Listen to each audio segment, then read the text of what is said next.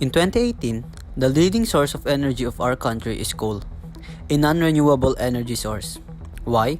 According to the National Economic Development Authority, the Philippines need a continuous and stable supply of electricity, and coal is the most stable source of energy. She added, in terms of fuel, coal is still the cheapest. In the long run, the government will see what technology will bring. Coal is still the cheapest.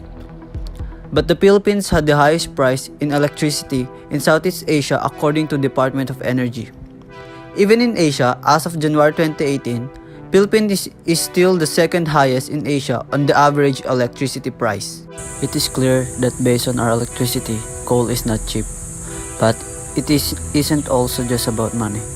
The UN climate report paints a grim picture of what the world will look like if humans don't reverse course very quickly. Some of the world's top scientists say we only have until 2030 to stem devastating climate change. We only have 2030 to avoid the worst consequences of climate change, which includes drowned coastal cities, worsening storms, and the virtual end of coral reefs.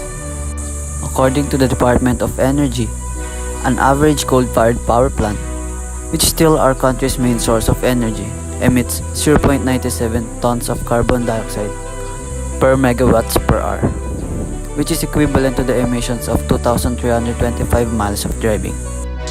Early action to reduce greenhouse gas emissions is possible. There are options available. There are signs that mitigation is going on. But if this is to be achieved, there's an urgent need to accelerate. And we have that. Our geothermal power plants emit 0.09 tons carbon dioxide per megawatts per hour, or only equivalent to 225 miles of driving. Geothermal only emits 1 out of 10 of what coal does. We have roughly 4,500 megawatts of potential for geothermal energy after more than 4 decades of development. For wind energy, here is about 76,600 megawatts of potential in the Philippines, after about 2 decades of development. Solar Philippines, Southeast Asia's largest solar company, is offering to produce solar electricity for about 6 cents a kilowatt hour for Meralco. Meanwhile, a total of 2,950 megawatts of hydropower capacity will be available within both grid and off-grid.